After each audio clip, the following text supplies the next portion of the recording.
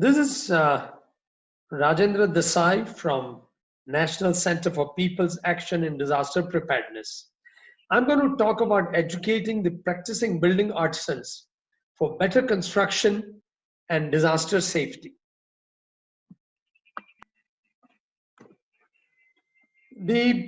Today in India, the building performance scenario is worrisome. And there are three main concerns. Firstly, there is frequent maintenance requirements even in buildings which are only few years old. In the face of natural disasters such as earthquakes, cyclones, and floods, the performance has been dismal.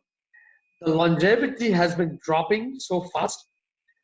And this is valid for urban as well as rural buildings, and is also valid for organized as well as unorganized building sectors. Now, in case of masonry construction of all kinds, one sees gross violations of basic rules of masonry rather routinely. And where the steel bars are used in the masonry, one finds problems of connections as well as placement. Now, in case of RCC construction, one finds wrong reinforcement arrangement, absence of ductile detailing, and absence of cranking in slabs. As far as concreting is concerned, which is considered pretty easy by many, there is absence or near absence of vibration, excessively high water cement ratio, and absence of grading in large aggregates. Now, these shortcomings at various stages of construction contribute to reduce longevity and increase vulnerability. Now, in earthquakes, in moderate earthquakes, we have seen that buildings suffer severe damage. These are vernacular as well as modern buildings, and they're also masonry buildings as well as RCC buildings. Now, in case of cyclones and floods, masonry buildings have been seen to suffer badly at times when even RCC buildings also suffer. Now, there are several reasons for this, but the most noteworthy is a grossly inadequate know-how and skill with those who are constructing, namely the building artisans. And these include masons, bar benders, shuttering carpenters, concreting persons, and definitely also the building contractors. Now, looking at the overall scenario of building construction know-how and skill, when it comes to building artisans, these are yesterday's construction laborers who were evolved into building artisans or karigar without any formal training and little or no formal education. They learn in bits and pieces. The contractors are the smarter and the better educator of these artisans, and they also are in the same situation. As far as the engineers are concerned, one finds that there is very little or no interaction between the engineers and the building artisans. Now, the most worrisome thing is that for this country of 130 million people, there are very few training programs, and there is no institutional mechanism of significance to bring relevant education to lakhs and lakhs of building artisans. Now, we carried out a mason survey across the state in Gujarat, which is considered as a developed state, and the findings were shocking. The literacy level of these people, what we found is that 68% are either class 5 or less educated. As far as source of learning of their skill, 89% learn from artisans. And as far as the attending of training programs is concerned, we find that approximately 80% have no training and 50% have participated in poor quality training. Now, the principal constraints that we find in learning for these people is that most rural masons lead a life of hand-to-mouth survival.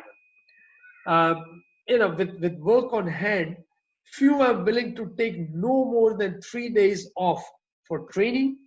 And since most of them are part-time agriculturists, in some months, that is the priority for them. Now, the need of the hour is to induct suitably trained building artisans in the industry. There are two options. One is the education of existing building artisans, which is done by improvement and know-how and skill levels of these artisans. The other option is of creation of new building artisans through imparting necessary know-how and skills to the unskilled individuals. For us at Ncpdp, our approach is to work with the existing artisans in rural areas with mobile trainer teams because, number one, future artisans learn from existing artisans. That is trickle down. And if they learn right, then the right thing also will trickle down. The rural areas supply artisans to urban areas. Number three, lesser resources are needed to upgrade the existing artisans. Hence, scarce resources would go a long ways. And take the training to the artisans' doorsteps to make it easier for them to participate. And finally, to create assessment system that is accommodating for semi-educated artisans. Now, we started an initiative long time back in the aftermath of Latur earthquake. But in 2005, we initiated an ongoing training program.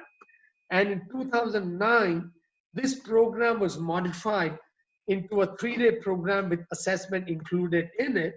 And in this program now, we have covered no less than 5,000 building artisans. Now, the important attributes of this program is, number one, it is conducted at the doorstep of the artisans in the villages where they live and work. The program is of 3-day duration since overwhelming majority of them prefer that duration. It is done in local language and it focuses on the popular local practices and it covers only the most critical issues considering the time constraint we have. Each participant gets 200 rupee daily stipend to cover the family's food expense. Only the practicing building artisans with a couple of years experience at least are eligible. Apprentices and laborers are not. The detailed assessment is done for each candidate during the training and the successful candidate is given a certificate with a grade. Now, the training requires continuous groundwork in order to register these candidates. Our social workers move from village to village, identifying them, and they try to convince them to give time for learning and let go their daily wage for 3 days. And in return, they collect refundable deposit of 150 rupees in order to register them. In training on the first day, there is classroom sessions, which are done with the aid of posters, videos, and working models. These are conducted at local school or local temple or a community hall in the village, and candidates go home for lunch. On day 2, we have hands-on sessions all day. The work is done on the mock-up, since that gives us total control on what is to be done. And this is accompanied with continuous assessment.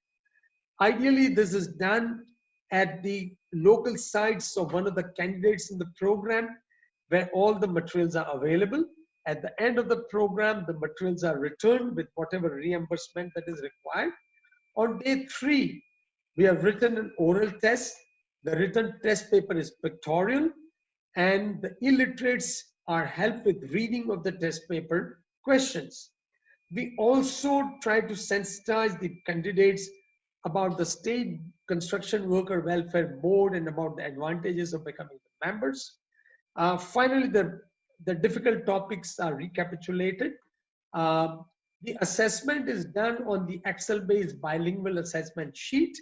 The individuals are not only assessed on the skills, but also on the human aspects such as punctuality, honesty, reliability, ability to communicate. Since we want to do an all-around job, at the end of the project in a program, the qualified people are given a certificate, which is a bilingual certificate in Gujarati and English, and along this shows the master registration number of the candidate, is photographed, and the brief description of training, and this is given to the individual along with the Excel assessment sheet. Now, in any area with a couple of hundred people successfully completed the training, we organize certificate awarding events, and these are very important for them. It gives them visibility. It also empowers them. And we have local leaders who also come and participate in the events. Now, Initially, the response to the program used to be pretty bad, and it depended totally on our initiative of moving from village to village.